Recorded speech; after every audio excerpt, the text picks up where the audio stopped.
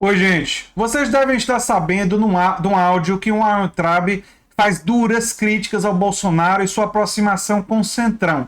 Mas eu quero, no início desse vídeo, deixar claro que a minha interpretação do áudio do Weintraub provavelmente você não vai ver como a interpretação mais comum na internet, mas é a hipótese que eu entendo que é a mais provável para explicar por que ele está atacando o Bolsonaro e atacando essa aliança com o Centrão. No meu modo de ver, o Weintraub está fazendo isso por dois motivos fundamentais. Um, porque o nome dele estava sendo ventilado para ele ser candidato ao governo de São Paulo. E ele foi preterido, ele não foi escolhido. O escolhido foi o Tarcísio Freitas pelo bolsonarismo. Ou seja, ele perdeu a disputa interna junto aos bolsonaristas em relação a quem seria o candidato. E provavelmente ele não gostou disso.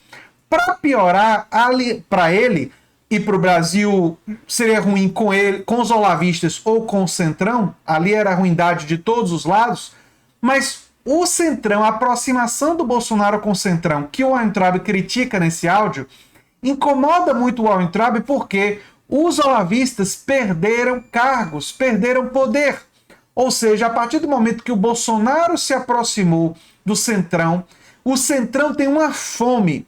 Fome de cargos, fome de poder, fome de influência. Porque não tem fome ideológica nenhuma. Se vende a qualquer um que oferecer cargos e oferecer influência. Só que a fome deles entrava em conflito, entrava em contradição com o desejo dos olavistas de manter os seus cargos e manter o seu poder e influência dentro do governo Bolsonaro. Então, Bolsonaro precisou sacrificar cargos olavistas para beneficiar o Centrão com cargos. Isso é que aborreceu o Abraham Weintraub. É importante entender, o Abraham Weintraub não está chateado com a corrupção do Centrão. Isso é puro jogo de cena. É puro jogo de cena dele. Se o Bolsonaro e o bolsonarismo estivessem apoiando ele para governador em São Paulo, ele estaria chamando Bolsonaro de um grande estrategista por ter atraído o apoio do Centrão, e ele estaria, o discurso dele seria todo outro. Seria completamente diferente se ele fosse o candidato do bolsonarismo em São Paulo ou em outra praça. Não é? Se ele fosse um candidato a um cargo importante, ele estaria cantando uma música bem diferente. Vamos ouvir o áudio dele e depois tecer alguns outros comentários. Do lado, eu nunca, pelo contrário, sempre fui muito cético ao Sérgio Moro, porque eu trabalhei com ele. O Sérgio Moro não é um criminoso, não é um bandido, mas ele tem muitos defeitos que alguns deles apareceram agora nesse último episódio. Aí nós vamos ter que discordar, viu, Abraham Weintraub? Porque o Sérgio Moro agiu de uma forma que pode ser caracterizada como criminosa, sim, da forma como ele atuou como juiz, claramente motivado politicamente, né?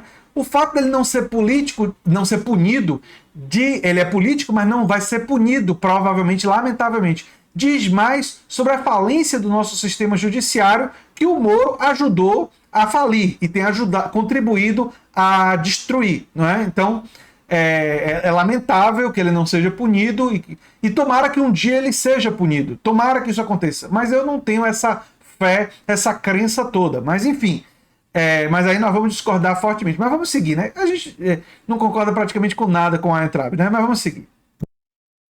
Por isso que eu nunca apoiei ele, entre outras coisas. Mas, ao mesmo tempo, eu tenho que dizer que o presidente Bolsonaro, ao se aliar ao Centrão, ele transformou um sonho que a gente tinha de mudança no país num pesadelo, porque hoje ou é com o Lula ou a gente continua piorando, porque com ele vai continuar piorando. Ou é com Lula ou vai continuar piorando. Aí fica parecendo, claro, que Lula é menos pior do que o Bolsonaro. Depois ele emenda e tenta consertar para ele, né? E já foi nas redes sociais dizendo que não apoia Lula e tal, porque ele quer salvar o pouquinho de capital político que ele tem. E ele sabe que o capital político dele está concentrado no bolsonarismo, né? O presidente Bolsonaro reeleito vai ter, historicamente, o segundo mandato de um presidente costuma ser pior do que o primeiro mandato, não é no Brasil, é no mundo inteiro, um mandato, um segundo mandato do presidente Bolsonaro mais fraco que o atual, vai ser um horror. Vai ser um horror. Na verdade, com menos poder, a tendência é menos desgraça e destruição. Então, seria um horror em todos os sentidos, mas se, por exemplo, hoje o poder dele fosse diminuído, ele faria menos tragédias, né? Enfim.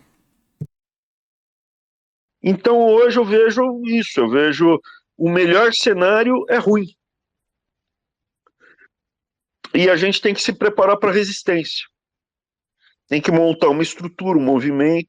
Existe muita demanda por um grupo de pessoas que defendam realmente valores conservadores, que defendam realmente as nossas famílias, que falem a verdade. Existe. Mas nesse MEC que o Centrão colocou as patas imundas, já apareceu um monte de suspeito. Conversa errada, né? Já tá lá. E aí eles criam essa cortina de fumaça que eu vou apoiar o Lula.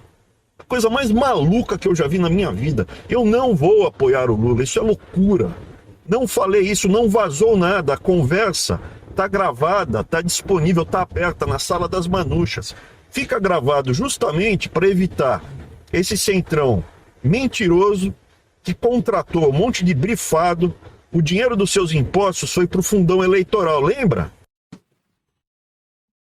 Gente, é importante entender, ele está batendo no Centrão por uma disputa de poder, por uma disputa de cargos, por uma disputa de interesses. É toda a jogada do olavismo era crescer dentro do Estado, para usar do poder do Estado para impor toda a pauta de costumes ultraconservadora.